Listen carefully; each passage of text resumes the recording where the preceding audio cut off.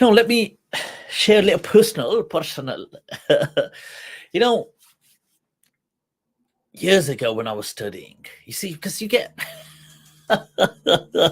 this just occurred to me because I want to share the other incident.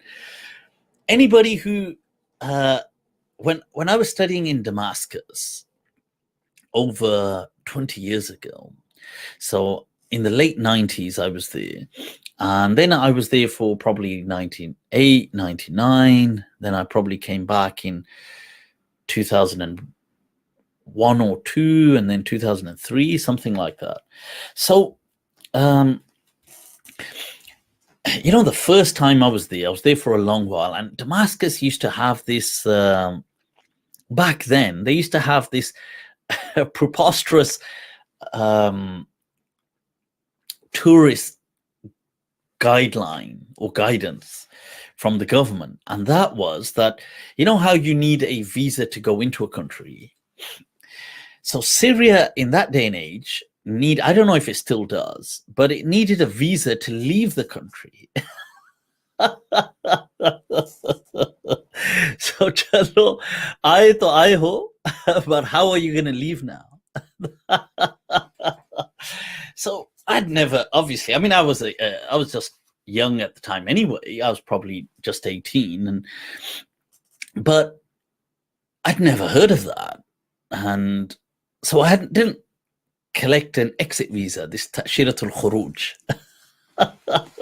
Anybody, believe me, anybody that studied there at that time, in that kind of era of talabul ilm, seeking knowledge, will know this, that you need this. And this was like a big deal when you needed to leave, and you had to get this from, there was this area called Bramke. Okay, now everybody that studied at that time will know this. And so when I was there was Sheikh Imam Zaid was there. He was studying at Jamia Bakr. This is the time, I'm trying to think, there was I think is in Imam Jihad or something. He was there. There were Sheikh Saqib Shami was there. You had Sheikh Aslam had come slightly after. For the other times, Sheikh Asrar had come. There were many people at that time that were that kind of their paths had kind of slightly intertwined in Damascus, and everybody would have gone through this. So in this place in Bramka, you had this Maktabat al-Hijr wal Jawazat, and this office for passports and visas and all this stuff. And you had to go there. And I remember when I needed to leave, I turned up, and I had my flight on, I think it was Sunday. And so I turned up on, I think it must have been a Friday. And I turn up and I said to the person, look, I need this visa. And they're like, oh, and they make you, they they treat you like absolute, and you're just having to wait here, then wait there, and then plead with this person, plead with that person, go through the whole rounds. And you spent half a day there. Now, eventually I'm at this desk, and this is the desk. This is the guy who's got my, he's supposed to just stamp this thing. And he says to me, well, why haven't you had it done already?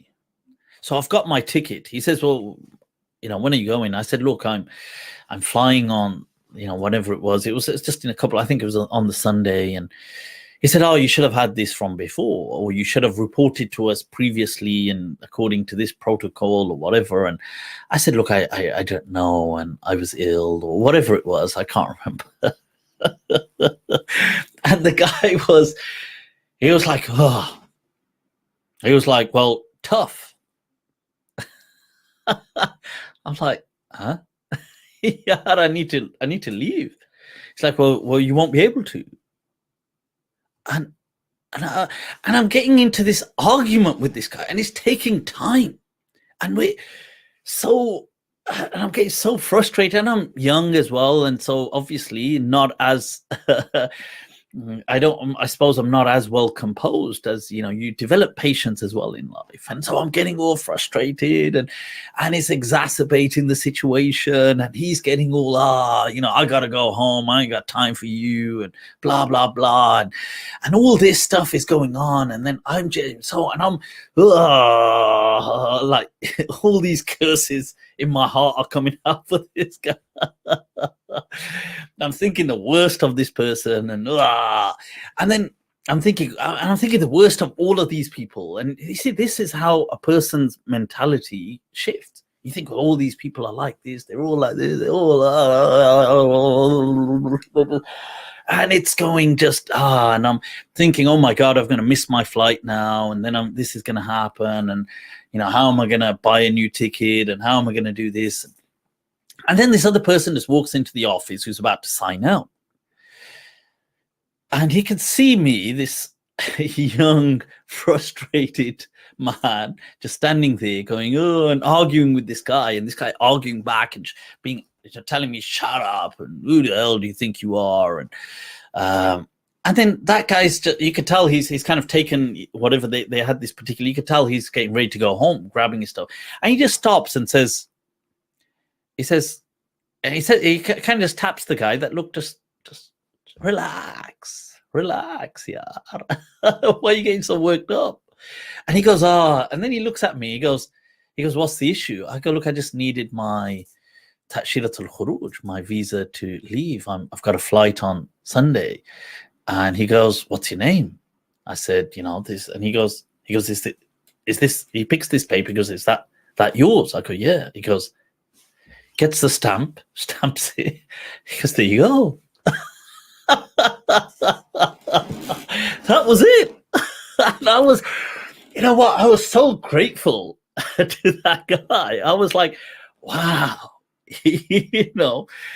and I was just so, honestly, it just changed everything, my whole perception. But it's so interesting how our human perceptions go from extreme to extreme so rapidly. Somebody treating you like absolute dirt, and you stereotyping, stereotypically generalizing all of the people, and you're so, I can't stand these people, I can't do this, to somebody, just a simple act of kindness, and you're like, oh my God, these people are so amazing.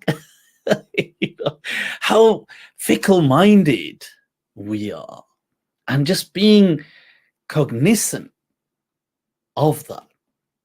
I thought I'd share that, and that was just a personal story. And